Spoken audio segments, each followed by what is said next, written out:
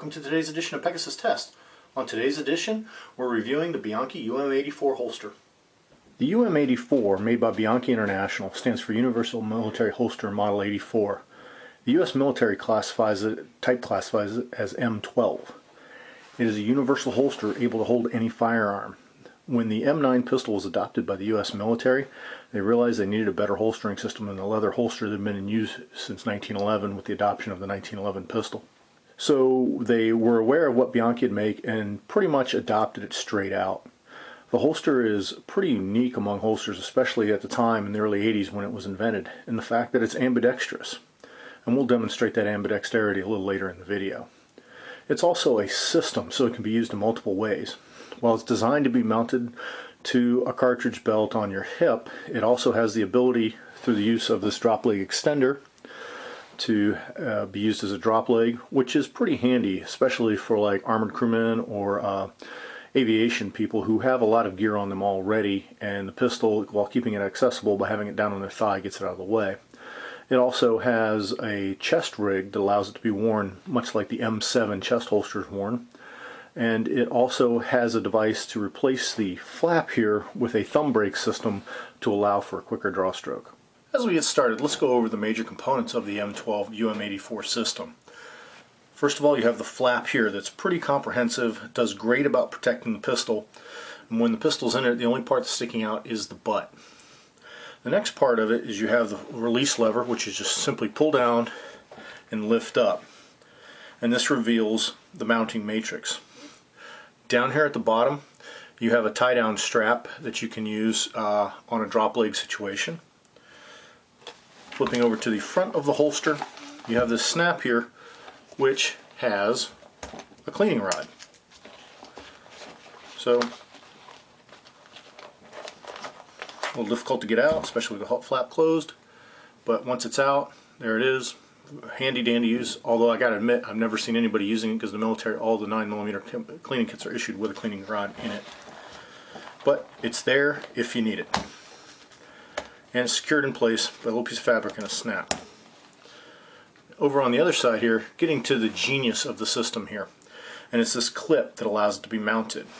It replaces Alice clips and is way more functional. It uses the pinch system by hooking into these little pieces of metal here with these indents here.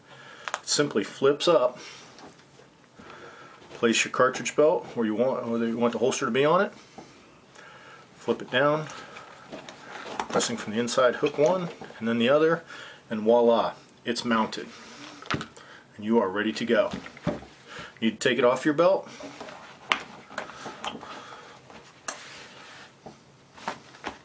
Much quicker and much more secure than the Alice clip system. What we're about to demonstrate next is the real strength of the UM84 M12 system, and that's its ambidexterity. There are just about any other holster in the world that I can think of that is ambidextrous. I mean, most of you are either right or left-handed, and you know, for the military, that is kind of a problem. You know, most of the times when they have to solve the left-hand problem, they just make left-handed people shoot on the right. Well, the UM84 M12 holster eliminates that, because all you have to do is unbuckle the flap. Here it's configured for the right hand, notice. Flip it over, unbuckle the clip, lift up, feed the bottom of the clip under the mounting matrix, and once you get it started, it just pulls. Now it takes a little bit of strength, I'm not going to lie to you, but then you just flip it over, slide the mounting matrix back in, which is a little bit of a challenge. Then think about it, how often are you actually going to do this? It's like once, because you're going to get it to the hand that you need, and then you're going to leave it there. Once you get it set, and this holster that started this video as a right-handed holster is now a left-handed holster.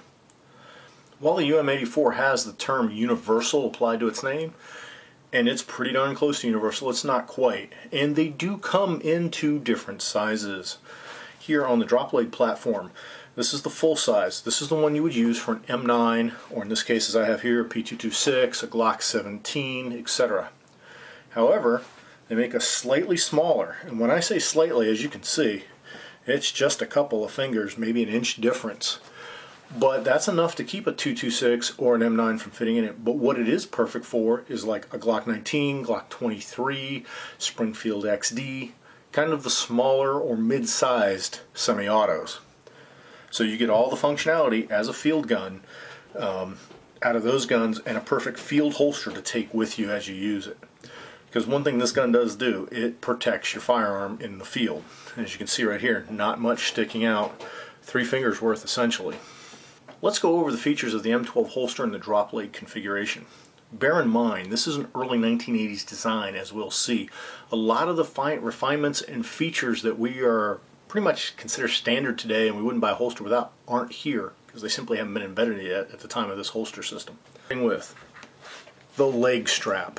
Okay, it's just a simple piece of nylon webbing with a Fastex buckle.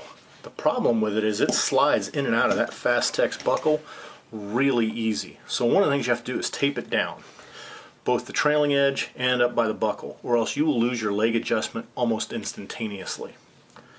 The other thing you notice that makes it a drop leg is just a simple platform. It attaches to your cartridge belt or war belt by the same method as the holster, which is excellent. These Bianchi clips are just fantastic, the best way of attaching anything to your gear if you're still using the old Alice system. And it's merely an extension down. And then the holster has an attachment where and it's kind of hard to see here on film, but its clip goes in through a piece of web belt. And it's just literally moving your web belt down your leg. The next thing we have here is the magazine pouch. Now this is merely a 1980s update of the traditional 2-cell mag pouch that the military used from the time of adoption of the 1911.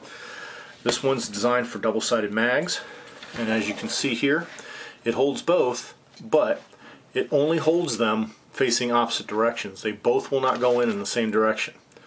And they're in there kind of snug, which is good for retention, however, not so good in the modern day. It's then secured with a snap. Modern pouches, as you well know, allow you to put your mags facing pretty much on forward, all backwards, pretty much any direction you want. Some you can face outbound if that's your preference. The snap's pretty much been only system has pretty much been abandoned for Velcro or a Velcro snap combination. So bear in mind this is an older pouch, and also bear in mind that the purpose of the pouch was to not lose your magazines.